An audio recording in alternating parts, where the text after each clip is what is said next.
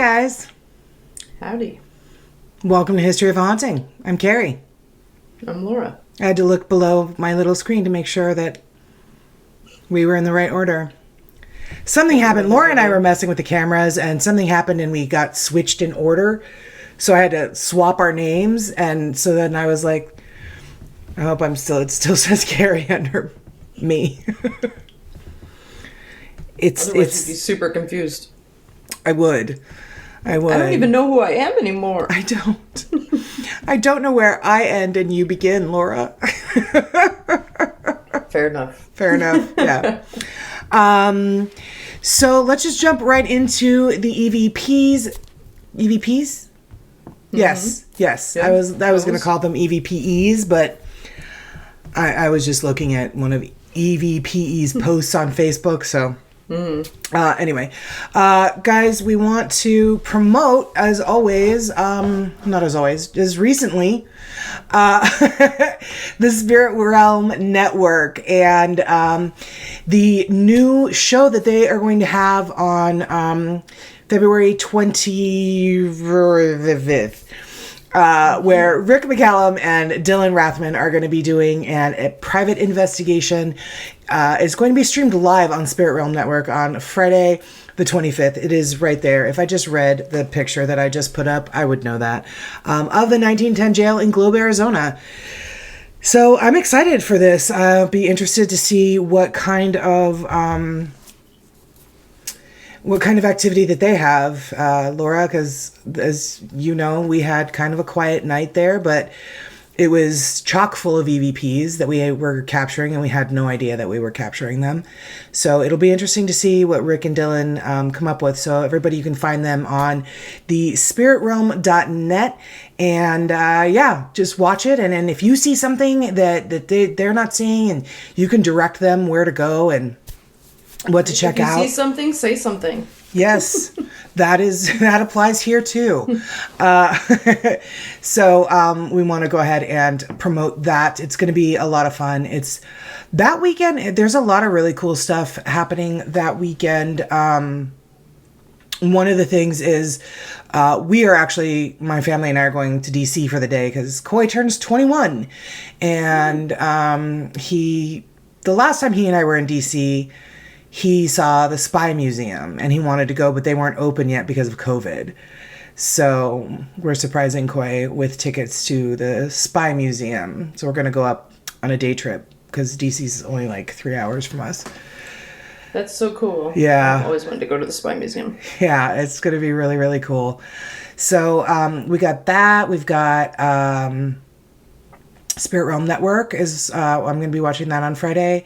And then that's also the weekend, guys. If any of you are going to be down in Savannah, they are having a paranormal convention starring my friend. She's not really starring, but she's going to be there, Andrea Perrin. So if you guys can get your little tookuses down to Savannah, definitely go and check that out. There's going to be a lot of phenomenal guests and vendors there. So I definitely want to check out a paranormal convention this year, and we have Southern Entities has Gettysburg on the books for August. So gonna be exciting. It's gonna be a lot of fun. In the sad news of that, Laura and I have had to postpone our trip to Savannah for this month because I'm still not working. So didn't make a whole lot of sense to go out of town. So hopefully that's going to turn around here in the coming days, but we have postponed our Savannah trip for February, which is a big fat bummer. I really wanted to do the Segway tour. Right? I mean, just that alone. I know you. That's what you were looking forward to. Anything with you, Carrie, is just a pleasure. I know.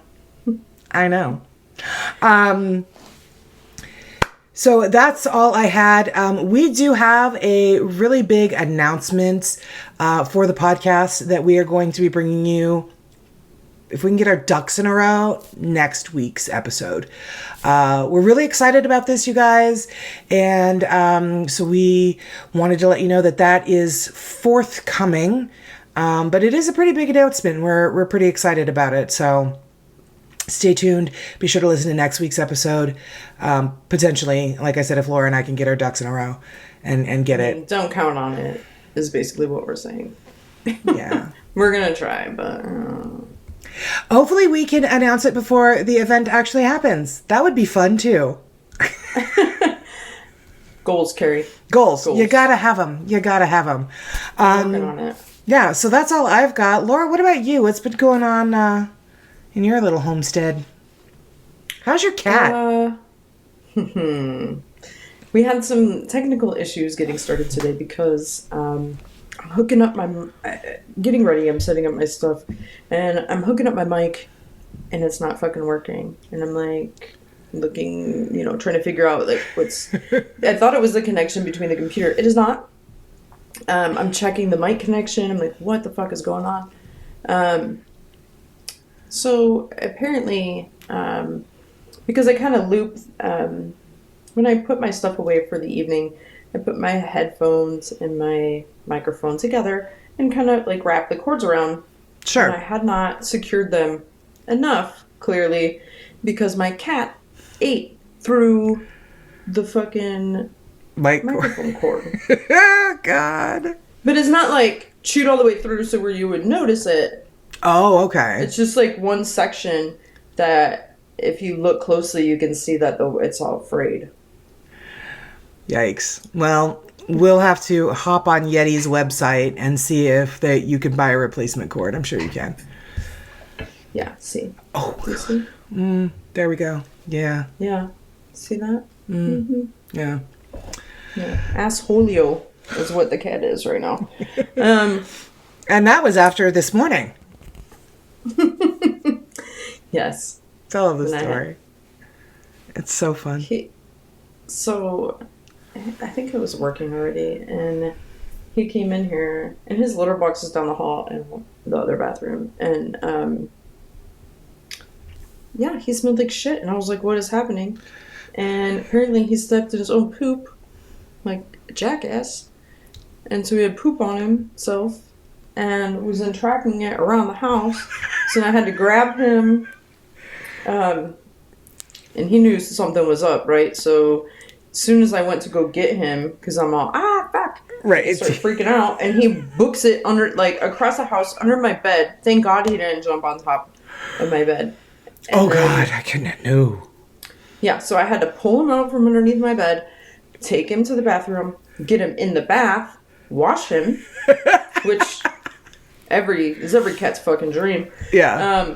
So luckily, he's very kind and he did not, shred me. He is such a mild-mannered cat.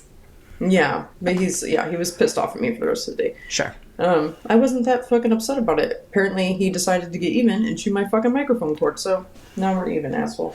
Yeah. I thought we were good, but apparently not. Right? So it has been quite the adventure with the cat today, I suppose. It sounds like it, for sure. Yeah. So other than that, not much, just normal life stuff. Yeah. Yeah. Trying to... Get a pet. That's what we say. It's fun. It's a constant adventure. That is true. Yes. It's like a kid. There's always something. There's always something. There's always something. There's a mess everywhere. Something's always sticky. They're into stuff they're not supposed to be. Pretty much constantly in my house. Yeah. Yes. Yeah. I don't miss those days. My child will be 21, and I fought long and hard to get here, I'll be honest.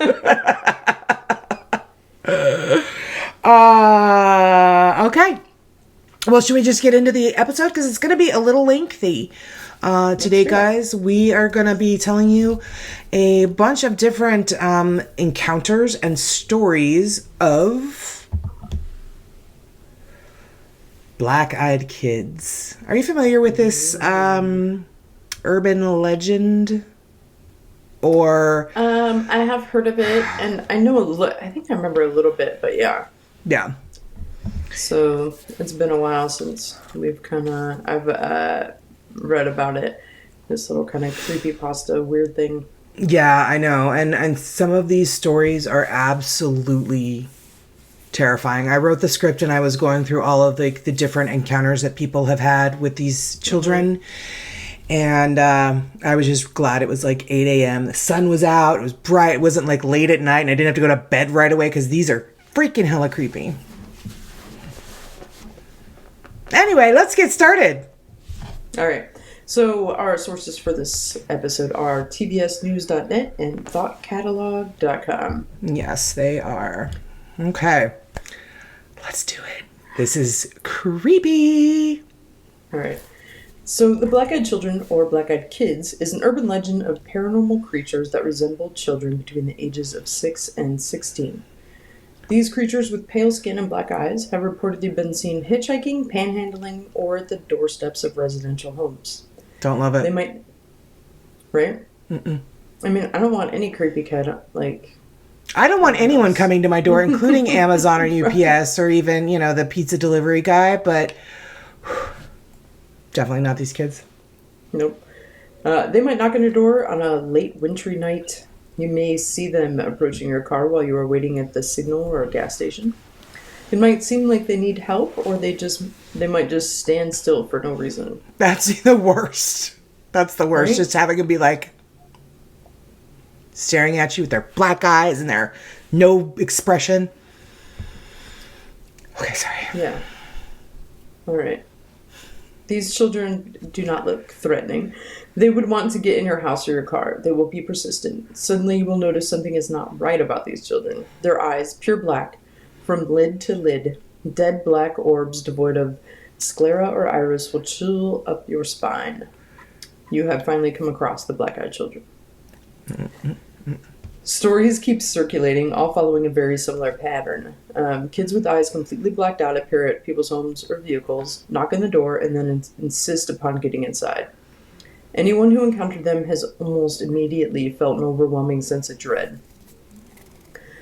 Besides the blacked out eyes, these children appear normal. So sometimes their attire seems outdated. In extremely unusual instances, people have reported encountering creatures with talon-like feet. So the kids have talon-like feet? Uh-huh. Gross.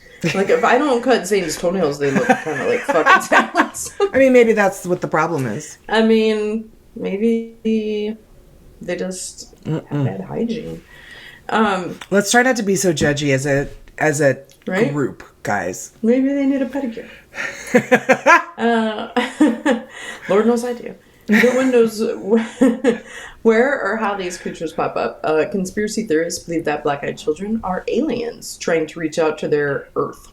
Demonologists believe they are children of the devil himself, and if you let them in, you are allowing the devil to enter your life. I feel that way about my own fucking kid a lot.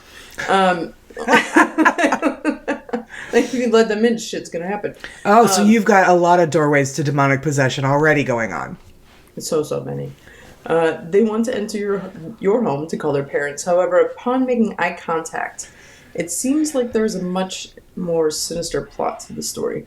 Some people claim that these kids have existed since the 1980s.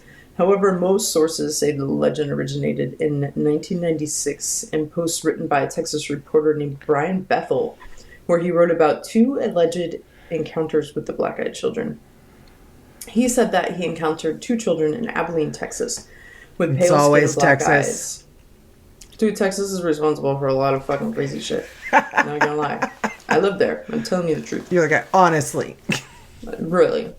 And in 2012, Bethel retold his story on the TV show Monsters and Mysteries in America. He then wrote an article for the Abilene Reporter News where he described his experience again. One of his encounters goes like this. In a town within the middle of nowhere of Vermont, an elderly couple heard the sound of 3 loud knocks on their door. They opened the door and saw 2 children, a boy and a girl. "Parents will be here soon. May we come in?" The children did not make eye contact and just stood there in the doorway. The elderly couple were hesitant, but after a while they let the boy and girl inside. The kids settled on the couch while the wife made some hot cocoa, and the husband asked them questions that went unanswered. The wife returned and noticed that her cat was scared and angry with the children. "May we please use the restroom?" The wife looked at the kids and she finally saw them. The children's eyes were as black as a starless universe. We have some really good allegory going on here. Tell me. She directed them to the bathroom and returned to her husband, who was covering his face with his hand. Did you see their eyes? The husband then showed her his handful of blood from a nosebleed. The power suddenly went out, and the house turned as dark as the kids' eyes. The wife headed to the restroom and was confronted by the voice of the kids at the end of the hall uttering, "Our parents are here." The kids had exited the house, leaving the door wide open. The wife then noticed that there were 2 men at the end of the driveway. The men were very tall and slender. The wife waved, but did not receive the same friendly gesture. The 2 men and children then drove away together in one car. The power then came back on a little later after the kids left. Throughout the next week, weird things happened in the house. 3 out of 4 cats went missing, and the 4th had been found dead in the pool of its blood. The husband continued to have nosebleeds and finally went to the doctor, where he was diagnosed with very aggressive skin cancer. Fucking weird. Yeah, I don't love it at all. And the fact that the pets are being... Yeah. Why did we pick this? I'm creeped out. Did they eat the pets? No. Good luck eating my dogs. They are loud as fuck. Well, this has been requested by one of our Patreons too. Angelique asked us to do this one. Oh, really? People want to hear this story. Yeah. Again, I don't know why, but I don't know why they want to hear most of the shit that we tell them about, to be honest. So this is just like the rest of them, I guess. God love them. God, we love you guys. You're the best. Okay, so it almost felt like a dream. Here's a new one. All right, new story. Yeah, new story. Midnight Caller. All right. It almost felt like a dream. I woke up to my dog Lucy barking. She was upright on the bed where my husband and I were sleeping with our 22-month-old daughter. Staring at her door like an unknown stranger was out there... Staring at our door like an unknown stranger was out there rummaging around. Okay. Oh, I don't know, the dog. And it was like, what's happening? I thought she was just freaking out over a house noise. We'd only had her for 3 months and she was still a puppy. It could have been anything. A roommate, a creak from the house settling, the awnings moving outside in the breeze. I wasn't too concerned initially. I decided the best bet would be to open the door and show her nothing was there. It sounds a bit silly, but it's what we do with our daughter when she gets scared, and I figured it should work with the puppy too. I opened the door and she raced to the front door. She stood there, snarling at the door. It was an angry, violent growl, one I had never heard her make before. Right? Listen to your dog. So creepy. I looked groggily at her, and opened the baby gate blocking the doorway, planning to open the door and show her everything was okay. The second my hand reached for the deadbolt, Lucy went wild. She started barking and jumping toward me. And when I touched the metal, she suddenly changed her temper. She whimpered, almost like she was afraid and backing down. As her mannerism changed, so did mine. I wasn't calm anymore. My heart was racing and sinking at the same time. I had been flooded with a mixture of fear and dread. I looked through the peephole. I can't explain why I looked, but I did. Outside were 2 kids. Probably because your fucking dog's going crazy. There's either an Amazon package or there's a black-eyed child. Killer. Right. Or alien children. You never know. One was just a smidgen shorter than me and didn't look much younger. I'm 21 and she looked to be 16 or 17. She was slender and pale. Her hair was a light shade of honey blonde and she wore it long, about mid-back, with long, thin, blunt bangs in the front that covered most of her eyes. It's a horrible haircut. Right? I'm all, 1, bad haircut. No wonder she's upset. 2, no one is a honey blonde anymore. Right. And 3, she wore jeans, the light wash that's popular right now, and a thin-looking olive-colored pullover-style hoodie. She held the hand of a small girl who looked to be around 3 or 4. I've got to burn all my hoodies. The same style jeans and a button-down ivory cardigan. The smaller one looked at the floor shyly, but had the same shade of hair tied back in a ponytail. She held a stuffed toy under her free arm, and it was identical to one my daughter has, or as was their style of dress. Had it not been for the feeling of overwhelming dread and fear, I probably would have asked these children in and given them some tea or hot chocolate to get them out of the bitter cold. But something about them seemed off. At this point, I hadn't made any noise. I hadn't shushed the dog or grumbled, nothing. I hadn't turned on any lights. These kids had no indicators I was at the door. The older one spoke. And she had a voice that was mature, confident, strong, and accentless. She held her head tilted downward, and I couldn't see her eyes. She said, "We have to use your phone." I stood frozen in fear. How did she know I was there? She raised her head to face me directly, and that was when I saw her eyes. There was a reason I couldn't see them through her bangs before. They were black, or midnight blue, or dark, dark purple. They were otherworldly. She said, "Our mother is worried." As someone who has always been interested in creepy stories, I knew what she was the second she looked at me through the door. I have never been one to believe in these things. As a staunch atheist and skeptic when it comes to the paranormal, I had written off many a ghost story from friends and family members eager to tell their tale. I didn't believe it. Still, I couldn't rationalize my way out of this. I was standing with nothing but a thin wooden door between me and a black-eyed kid. There was no questioning what was right in front of me. I did not answer her. Slowly and silently, I backed away from the door. Lucy still cowering at my ankles, she kept talking. "Just let us in to use your phone." I took another step back, and with that, the tone changed. At first, she seemed polite. When I took that second step back, she became commanding, almost hostile. "We're not going to hurt you. If we wanted to do that, we would have broken in. I'll ask again. Maybe we'd come in and use your phone." Lucy snarled at the door, and I inched backward, though something inside me seemed to be slowly pulling me back toward the door. It wasn't a physical pulling so much as a subconscious need to go back and let them in. I got to my room, covered up the window, locked the door, and sat there in the dim light of the nightlight. I heard her call me back to the door once more, and then quiet. I didn't go back to sleep that night, and I haven't slept right since. I know from reading about them that BEKs can't just come in without permission. I know they haven't hurt anyone, but I still fear I'll be the exception. When I told my husband, he said it was just a dream. He keeps telling me to forget it, but this lingering feeling of sadness, this dread when the house is silent at night, this fear of a knock at the door, this tells me otherwise. No. No. Don't love it? Mm-mm. I hate it. I hate the whole idea of it, don't you? Yeah. I mean, honestly, I just get super annoyed when anybody, shows up unannounced. Right? Well, you know how much fun I've been having with my Ring doorbell, which is actually just... Can you imagine? Your Ring notification goes off. It's just some freaky I would freak out. I would freak out. Right. Okay. All right, so the next story. On March 17, 2008, I had my one and only encounter. One would hope it only be one fucking encounter. Oh, God, I know. Could you imagine if it, happened, every year? Right, once a week.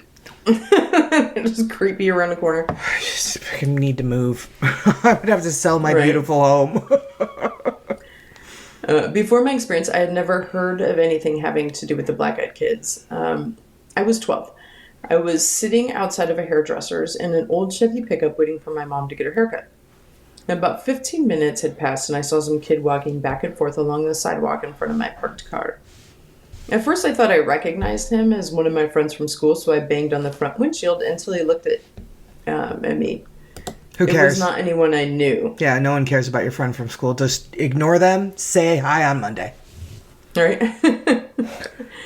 At this point, I was not scared at all. Not yet. The boy walked over to the side of my car and just stares.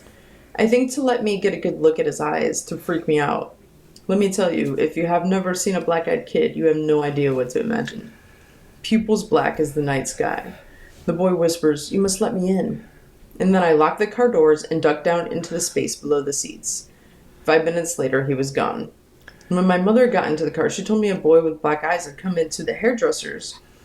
Had insisted on my mother to give him the keys to the car. She refused. Thank God she did. Why would you give anyone the keys to your car? Right? Just some kid with black eyes. Oh, sure, here you go. Yeah, my kid's in there. You should drive around. Go get an ice cream. Right. Alright, so the next story. This incident took place about 13 years ago. I had just moved to a new city with my wife. We were small town newlyweds from the Midwest. Oh. We moved cross country to one of the biggest cities in the Southwest so I could attend graduate school. Raleigh? Being naive and new Southwest. to city living. I'm just trying. No, it's probably fucking Phoenix. It probably is. South Mountain Community College is a big grad school, right? Sure is. Being naive and new to city living, I habitually answered the door without a second thought. Never again after this. The first thing that should have tipped me off to this peculiarity of this situation was the fact that someone was knocking at 6 in. The second thing that should have dawned on me is this kid had to reach over a rather tall patio gate to unlatch and open it. Ugh. The knock at the door was startling. My wife and I were getting ready for work, a pretty normal routine. The moment I opened the door, I was overtaken with an inexplicable sense of fear. To this day, I can picture him. Teenager, average height, average build, knee-length, black leather coat, short black hair, and sunglasses. No. The sunglasses at 6 a.m. struck me as odd, and even more odd, he was eating an apple. He was very polite and asked if he could come in and warm up. I said no, closed the door, and slid the security chain into place. A moment later, another knock. I opened the now chain door, and before I could speak, he asked if he could come in and warm up. No, I replied, and attempted to close the door. Before the door could shut, he put his hand out, stopping the door on its hinges. He looked directly into my eyes, still wearing his sunglasses, and said, "Can I at least get some ketchup for my apple?" "Fuck that," I reply, albeit a little confused. "Get the hell out of here. My wife is calling the police."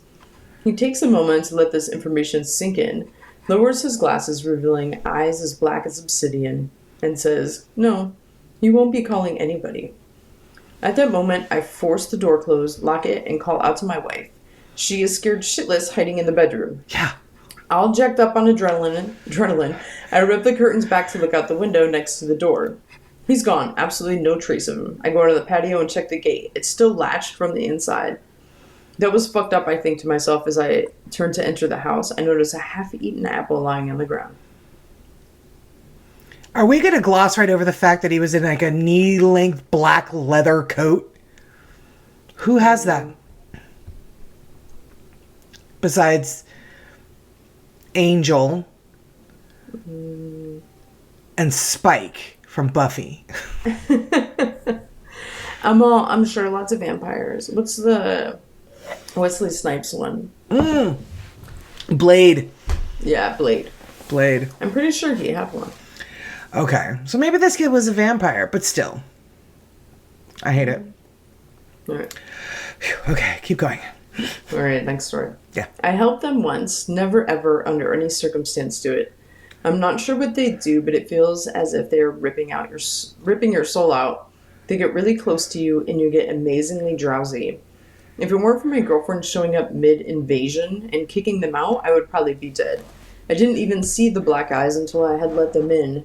They're getting smarter. Grapes. I hate that.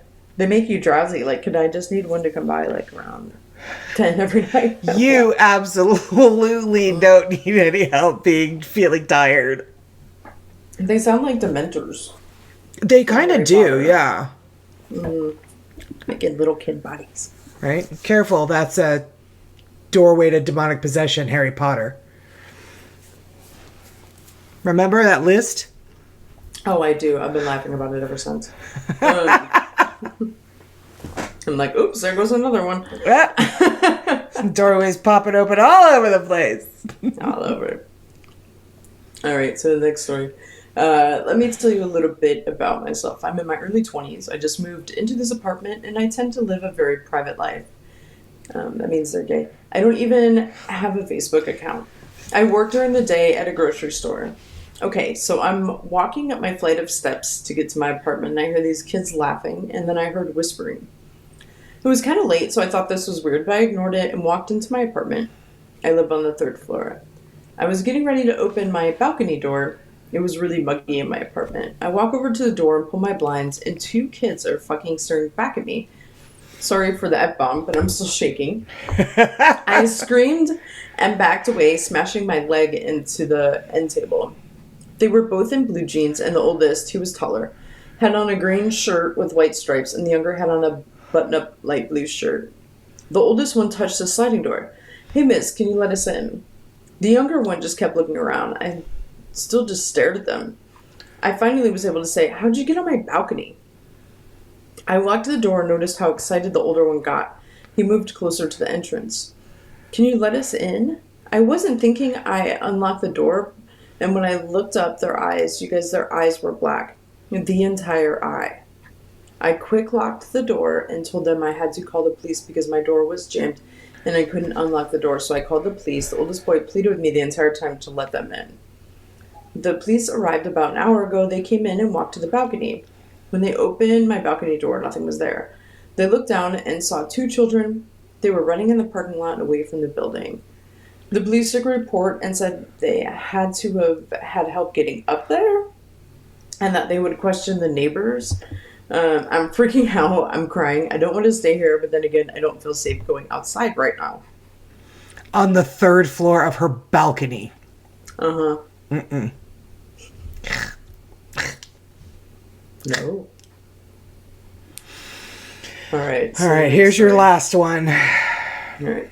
I live in a big city in South BC, and it's 11:52 here as I type this. I had just got home from The Conjuring. Scary shit, I'm telling you. I was lurking on R Creepy. What is it, like Reddit? Reddit. Yeah, Reddit Creepy. And heard a knock on the door. I walked over confused because I live alone and I'm a recluse. As I approached the door, I felt pure terror. The feeling you get when you feel like death is imminent and you're facing your biggest fear. When I opened the door, I was shaking madly. I was staring into the face of a 6'3" teenage girl. That's huge. Right? That's a fucking tall bitch. All right. She was still 4 inches shorter than me, but I felt... Right, and he's a giant. But I felt like I was about to faint. She asked if she could enter the premises because her mom had left town and she lost her keys. She claimed she needed a couch to sleep on and was cold.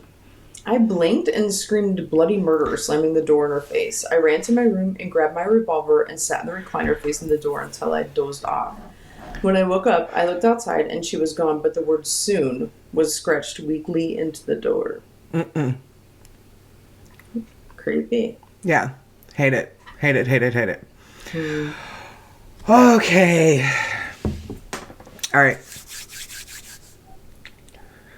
I'm going to pause because I'm going to need more wine for the rest of these because I am so creeped out. I wrote this during the day, but telling it at night, I'm like, is my doorbell camera going to go off? I'm scared. If I get a ring notification while we're doing this, I'm going to be like, I'm not going out there. No. I'm not even going to look. Zane, go. No, Zane would let him in. Don't have like, Zane answer the door. Yeah. All right. We'll be right back, guys, in like a blink of an eye to you. Yeah. Okay. So now we're on to my portion of the show, which is basically just still creepy stuff. Thank you, Angelique, for the suggestion. You're not allowed to suggest it anymore. Sorry. We're both creeped out. We don't like this. This story is titled, Don't Go Out at Night and Always Beware the Devils. So... they say, reading the stories, I had always been a skeptic. Stories, alleged first-hand experiences, hauntings, possessions, they are all well and good for a quick chill, a cheap thrill, and something I read to get my heart rate up. Getting scared can be fun sometimes as long as you don't overdo it. It's just a little silly something to get worked up about. In my lurking in books and on numerous sites on the internet, credible or not, I have come across many a story or account about ghosts, demons, the Jersey Devil, you name it. She's probably listened to our podcast. Right.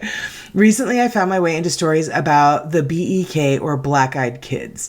No, these children did not get a black eye from a fight. I don't believe there would be a soul out there with the backbone to try and attack these kids. I've always been a very fact-based person. If its existence was not apparent or the existence of the thing in question and not testable and verifiable, to me, it did not exist. However, one night, one long, terrifying night, which still haunts me to this very day, showed me the proof required to open my eyes and mind. And that's generally what it takes. That's generally what it takes, is an encounter that you know you had and there's no other explanation for it. So they go on to say, my story begins when I left my mom's house. I had gone over to visit because my father, her husband of 63 years, recently passed away, and Mom wasn't taking it too well. I knew she needed support from her loved ones, and I was more than willing to go visit and keep her company, but it was getting late. My mom lives in the suburbs, tidy lawns, plenty of neighborhoods, paved roads, and even though it was near 11 p.m. when I left, the streets were extremely lit by the streetlights who always had your safety and ease of mind at heart. I admit I was terribly chilled. I turned out of the neighborhood, deciding to take the back way, the shorter way home tonight. In hindsight, that might not have been a great idea. I live a significant ways away, out in the middle of the country, in the old farmhouse I grew up in, which my father had left in my name when he and my mom had moved out into a smaller place, more easy to care for and affordable. He, my father, had always told me growing up, don't go out at night and always beware the devils. He was a strong believer in anything and everything paranormal, a very superstitious man, and I always had to resist the urge to laugh at his words, but I knew that he meant well. Sounds like our kind of guy. Right. A few moments later, the low grumble of thunder sounded, heavy and long. However, no rain fell just yet, much to my pleasure. I hate driving at night and in the rain, and putting those two together would end badly. I just knew it. Accompanied only by the occasional roll of thunder, I started to feel a bit anxious. I can't explain it. I just felt shaken up, probably because it was night and it could start to rain. Or maybe I had been reading too many ghost stories and legends, and tonight seemed to reflect the mood of the stories I read almost obsessively. I gripped the steering wheel tightly as more thunder boomed from the sky. Glancing down at the dashboard, I noticed I was nearly out of gas. Of course she was. Ugh. Groaning, I searched the road for a sign for gas. As I was scanning the side of the road, I noticed from the corner of my eye 2 figures walking on the side of the road, shrouded in shadow. They were walking slowly, one turned around and walking backwards, his or her thumb was sticking out. I felt compelled to pull over and give them a ride, and I found my hands turning the wheel slightly, but I pulled back, realizing how stupid it would be of me to accept 2 random strangers into my car in the middle of the night on a backcountry road. That gets you on My Favorite Murder. Different podcast. I was just going to say, and it's people like that are the reason My Favorite Murder is the number 2 podcast in the country. Right. So she goes on to say, I sped up and past them, trying not to look at them as I did so, though I felt oddly intrigued by them. As I focused on the road ahead, it started drizzling, dropping my mood another level or 2. Along with the rain, the thunder seemed louder and closer as the storm moved in. A few seconds passed until I gave into my compulsion to look at the 2 figures, and I glanced in my rearview mirror. It seemed as if the 2 were walking faster, and the one no longer had his thumb out, but it had to be my imagination. How would I be able to tell if they were walking faster or not? It was rainy and dark. Soon I was pulling into the gas station slowly as the rain started to pick up. The store was closed, but luckily it had a 24-hour gas pump service. I don't know how lucky that is. Right. That was good for me, as if they had not, I'd have run out a few more miles down the road. I stood under the light of the overhang. Now I'm going to be creeped out getting gas at night. And you do live in the middle of nowhere. I do live in the middle of nowhere. There's 2,500 people in my town. I stood under the light of the overhang, trying to figure out how to work the pump, which seemed to be so overcomplicated in the dim light, and with my mind not being able to focus on this simple task. Suddenly, the overhang lights of the gas stop started flickering wildly, a couple going out altogether. It seemed as if the temperature dropped 20 degrees in a few seconds, and as I glanced around, a sinking feeling was starting. As if in slow motion, I turned around, facing back towards the road, and saw what I expected to see there. But even as much as I knew what I'd see, I still felt a drop of my stomach, the color draining from my face, and I breathed a sharp, cold breath forcefully as it almost caught in my throat. Across the street, the two figures were standing, facing me. They started crossing the street slowly but surely, and I fumbled with the gas pump. It had only been a few moments, but it seemed as if the gas pump was taking its precious time. I was shaking hard now, and I looked back up. The figures were now at the entrance to the gas stop, and my breath was quick and shallow, as I blindly shoved the pump back into its holder, not being able to tear my eyes away from the figures. As they drew closer, I became more frantic, even though now, as they walked into the flickering light of the overhang, I saw they were just two teenagers. They looked ragged and frigid and soaked from the rain. I straightened up a bit, still terrified, but another compulsive feeling similar to the one I experienced in the car was bubbling, and I felt obligated to talk to these two, though I insisted to myself to just drive away, not to risk anything. They were extremely close now, at the next pump, when I slid into my car shaking wildly and fumbled for my keys, cursing myself as I dropped them on the floor. Leaning down, see, this is why you have just push button start.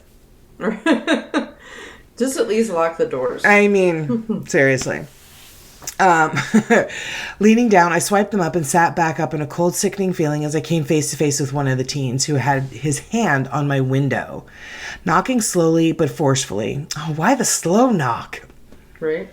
I rolled down the window a bit, just a bit. Yes. God. You had to do it. I did. I'm going to freak out. I should go lock my office door.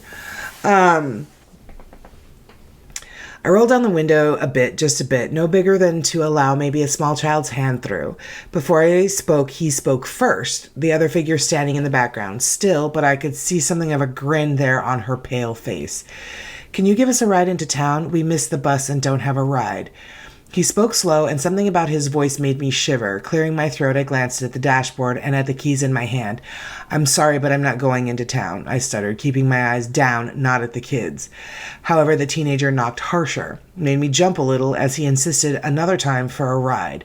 I told him no once more and looked up, trying to seem intimidating, which seems silly, trying to seem intimidating to a child, but a horrible, chilling sight greeted me. I looked the kid right in the eyes and gasped sharply, my back hitting my seat as I went to back away. He had eyes, but they were blacker than the night, pitch black. No discernible pupils, no white whatsoever showing, pure black, deep, brooding, and surprisingly intriguing. But my fear got the better of me, and I quickly turned the key and my engine revved to life. I thanked God, which I had never, ever done before tonight. My car had not stalled and went to pull away, and the kid banged on my window with a pale fist, screaming for a ride. I took off speedily down the road, apologizing to my father again and again that I had laughed at him, never taking his warning seriously. After a few more minutes, I pulled into my driveway and right into my lawn in front of my porch. I didn't want to spend any more time outside than I already had, and I jumped from the car, leaving the car door open, and ran inside, slamming the door and locking it, even going as far as to put a chair in front of the door in case someone or something tried to get in. Sinking to the chair in front of the door, I shivered uncontrollably and started to cry, hiding my face in my hands as two dark figures stood at the end of my driveway. I like it. That's a good one. That's a good one. I gotta tell you, that's pretty creeps. Yeah, it's super creeps. The next one said, last night was like any other night. I was switching between listening to music and watching YouTube videos with one headphone in so I can hear my infant daughter if she cries. That way, my wife can get a full night's sleep. She works at 4 a.m. at the hospital every day. When I decide to go lay down in the spare bed in the baby's room. Oh, this one. I remember this one. Just as I dozed off, I heard a thumping coming from the front porch. Startled at first, I opened my eyes and then scanned the room. Realizing it was most likely my cat scratching himself on the front porch, I dozed back off. Then again the thumping. Damn cat. I got out of bed to run him off the porch, only to see he wasn't there anymore. Now that I was up again, I wasn't the least bit tired. I figured I'll just get some tea and check Facebook while I'm up, maybe finish the web series I was watching on YouTube. A few minutes into the video, I felt the sudden urge to look up at the kitchen window, and there they were. The tops of two short-statured people's heads cresting the stairs just above my window frame. The people were short enough not to see in my window, but I could see out. I heard no footsteps on my porch as my stomach turned, but the knock was a steady, hollow thump. The very same thump I had just blamed on my cat. Deciding it was best not to answer, I shut my laptop and crept by the door back to the baby's room. I assumed it was some of the people from the low-income housing across the road from me that were high or hiding from the cops, or maybe looking for my cousin who stays with me often and has many friends over there. All right. The last thing I needed was to try to explain to stoners that I was trying to sleep even though it was 2 a.m. It wasn't until I got to my daughter's room that the creepiness set in. The thump had moved from the kitchen to the bedroom windows. Both windows, a room apart, thumping in perfect time. These stoners were going to wake up my daughter if I didn't run them off now. Pissed off, I went out to the kitchen, unlocked, and opened the door, ready to run around the side of the house and kick some little idiot's ass. It happened then. There, standing looking up at me, were 2 10 or 11-year-old boys. The feeling of dread and the smell of mold almost made me vomit. The smaller of the 2 boys then spoke. "May we use your telegraph?" Huh? I just stared blankly at these boys, horrified of what I then realized. Their eyes were pitch black. He asked again to use my telegraph. There wasn't a sound to be heard, no crickets chirping, no dogs barking, no cars driving by, nothing. I tried to play it cool and ignore the fact that he didn't say telephone or phone or cell, anything that would have made any sense of the situation, and calmly replied, "I don't have service at my house, sorry." The expressions on their faces turned to rage as I finished my sentence. I swiftly shut the door and locked it as quickly as I could, then stumbled back to protect my daughter. I picked her up from her crib and held her close. The fact that she didn't wake up freaked me out the most, but I managed to gather my senses enough to make sure she was still breathing and warm. Everything seemed okay with her. Thank God. Right? That's creepy as fuck. That's terrifying. The thumping on the windows was back, and I dropped to the floor, close to the wall as I could, and held my little girl in my arms and wept like a child. I felt helpless and afraid. I lied there for what felt like hours and hours, crying and shaking until I heard it, my wife's alarm clock. The thumping stopped the instant the alarm went off, and I crept into the master bedroom with the baby. "What's wrong with you?" my wife asked. "I just had a bad dream," is all I could mutter. "Okay, well, give me the baby so I can feed her before work." I handed my wife the baby, and she fed her like any normal day. I turned on every light in the house and made coffee for her. For some reason, just having her awake calmed my nerves enough to pretend like nothing happened. I walked her out to her car nervously with the baby in my arms. I asked her not to leave until I walked back into the house. She was put off by the request, but did so to humor me. Once I was safely in the house, I locked the door again, and in the house I sat horrified until she got home. I insisted we go to the next town over and stay the weekend at my brother's house, and here I sit horrified while she sleeps in the guest room with my daughter, wondering why they stopped when the alarm went off. I think I know the answer. I was aware of black-eyed kids, and she wasn't. Every story I've read about them is from somebody who already knew about them. Maybe knowledge of them existing is the only reason they visit. I'm afraid, and I'm sorry. Yeah, so thanks for telling us, asshole. You're welcome. You're very, very welcome. So that is the end of the stories. I do want to say that the legend has actually even crossed bodies of water and landed in the UK, where in 2014, the Daily Star wrote 3 front-page stories about sightings of the black-eyed children in the haunted pub in Staffordshire. Ghost hunters who believed that the black-eyed children were extraterrestrials, vampires, or ghosts took these alleged sightings very seriously. Nowadays, people still claim to see the black-eyed children when driving, late at night down an empty road, or outside of their window late at night, or even lurking in the shadows of their room. Many people have reported seeing the black-eyed children standing in the corner of their room during their episodes of sleep paralysis, or even waking up in the middle of the night because they sensed someone watching them, and in the shadows were these children. Bruce. And that is Black-Eyed Kids. Right. Good times, good times. Yeah, we need to go back to recording during the day. Because this is awful. What do you think, Laura? And the next ones we're doing aren't getting any better. They're really not. It's interesting. I mean, I don't know how much credence I put into it, but the stories Great. You're going to be the one that they're sees them entertaining. first. Yeah. Probably. I got fucking getting. Dude, if he has black eyes, big problems. Right. Oh, they're hazel. He's cute. Yeah. We definitely know something goes wrong with him. I like it. I think some of these authors of the stories, if they're not real, I don't know. If they're not real, were really great stories. Yeah, They were well written. There you go. Very well written, yeah.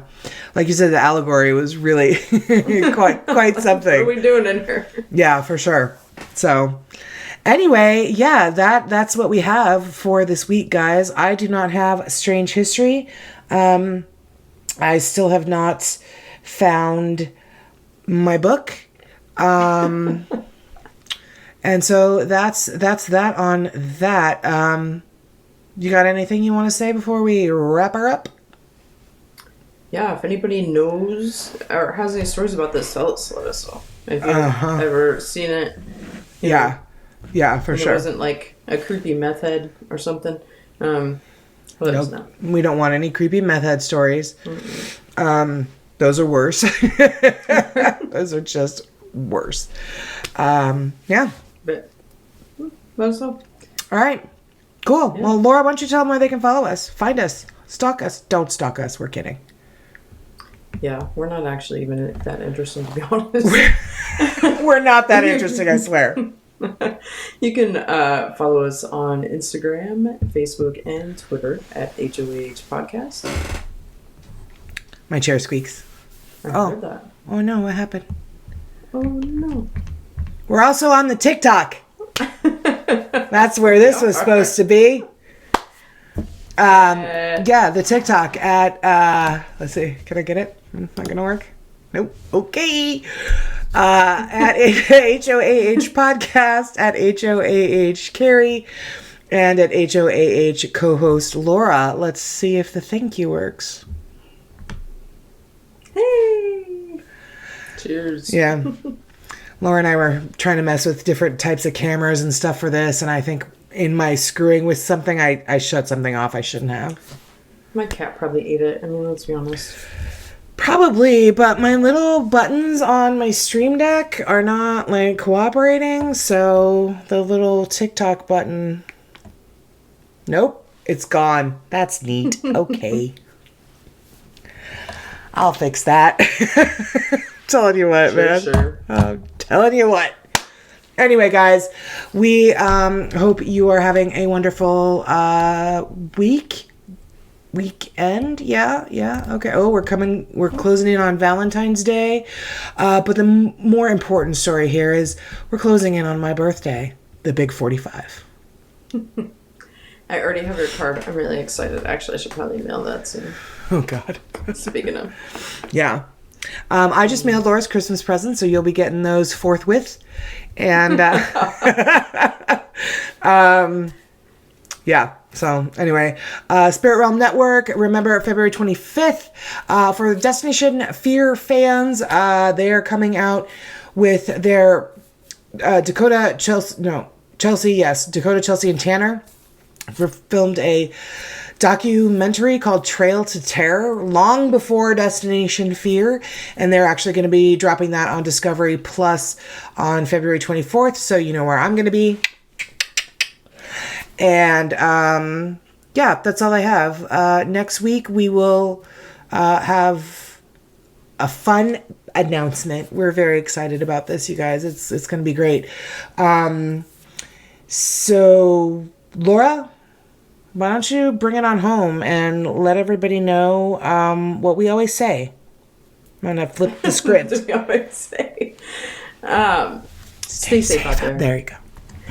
Because you never know who or what black-eyed kid is listening. Why'd you? No, I hate you. No. All right, yeah. Everybody, keep your eyes shut. Right. Nobody answer the door ever. All right, guys, we love you, and watch out for black-eyed kids because those are creepy as hell, and cats that eat all your shit.